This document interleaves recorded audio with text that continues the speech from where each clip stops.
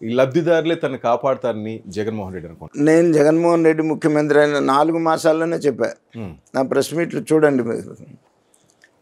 ఈయన సంక్షేమ కార్యక్రమాలు ఎట్లా ఉన్నాయంటే చాక్లెట్ ఇచ్చి నక్లెస్ ఎత్తుకెళ్ళిన సామెతలాగా ఉన్నాయి.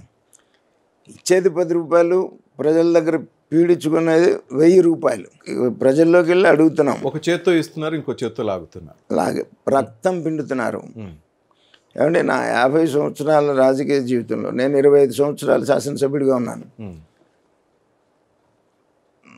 4 సార్లు రూరల్ నుంచి గెలిచాను. ఒకసారి గుంటూరు వెస్ట్, ఐదోసారి గుంటూరు వెస్ట్ నుంచి. కానీ చావులు ఎప్పుడో 4 నెలలకో 5 నెలలకో ఎక్కడో చనిపోయారని అన్నాను. ఇవాళ కనీసం రోజుకు 5 చావులు ఉంటున్నాయండి. రోజుకు మినిమం 5 చావులు ఉంటున్నాయి. ప్రజల రక్తాన్ని పీల్చుకొని తను అమ్మేటువంటి దొంగ సారా, ఈ సారా వల్ల, కల్తీ సారా వల్ల జనం పిట్టలు రాలిపోయినట్టు రాలిపోతుంది. యంగ్స్టర్స్ అండి, బ్రెయిన్ హెమరేజ్ వస్తే బ్రెయిన్ హెమరేజ్, లేకపోతే హార్ట్ అటాక్. మోటివేట్ చేస్తున్నాం గ్రామాల్లో, మీరు దయచేసి మీరు బతకడం కోసమైనా ఈ ప్రభుత్వ సారాయి తాగబాకండ్రా అని చెప్పేసి. సార్, మీరు చెప్తున్నట్టుగా షర్మిల గారు కూడా అంటున్నారు, ఈ మద్యం తాగి చాలామంది జీవితాలు నాశనం చేసుకుంటున్నారని చెప్పి సొంత చెల్లెలు కూడా కామెంట్ చేస్తూ ఉంది. ఎవరు వాస్తవం మాట్లాడినా అదే, అబద్ధాలు మాట్లాడితే ఇంకేం చెప్పలేం, కానీ వాస్తవం అటువంటిది మాట్లాడితే అదే పరిమితి, అదే వాస్తవం. కాబట్టి ఎవరు మాట్లాడినా అదే వాస్తవం జరుగుతుంది, అదే వాస్తవం. ఇక్కడ చాలా మందికి వస్తున్న డౌట్ ఏంటంటే, రాజన్న కూతురు కొడుకు ఇద్దరు వారసత్వం కోసం ఫైట్ చేస్తున్నారు. ఇంతకీ ఎవరి వైపు ప్రజలు ఉంటారు అనుకుంటున్నారు సార్? కూతురికి ఈసారి ఏమన్నా రెస్పాన్స్ వస్తుంది అనుకుంటున్నారు ఆంధ్ర ప్రజల నుంచి?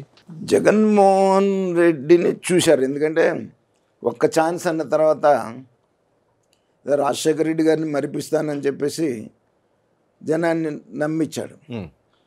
చూశారు ప్రజలు, ఒక ఛాన్స్ ఇచ్చి వామ్మో అనే పరిస్థితిలో ఉన్నారు ప్రజలు, ఈసారి ఖచ్చితంగా తెలుగుదేశం జనసేన కూటమికే ప్రజలు ఓటేస్తారు. ప్రజలు ఈ కూటమి పక్కే ఉన్నారు.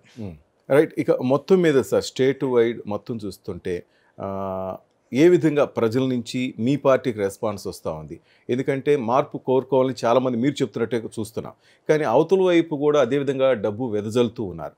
ఇంకా 40 రోజులు కనిపిస్తోంది మన ముందు ఎన్నికల సంగ్రామం. ఆయన చెప్తున్నట్టుగా కురుక్షేత్ర, ఈ కురుక్షేత్ర యుద్ధంలో మీరు జగన్తో గట్టిగానే ఫైట్ చేయబోతున్నారా?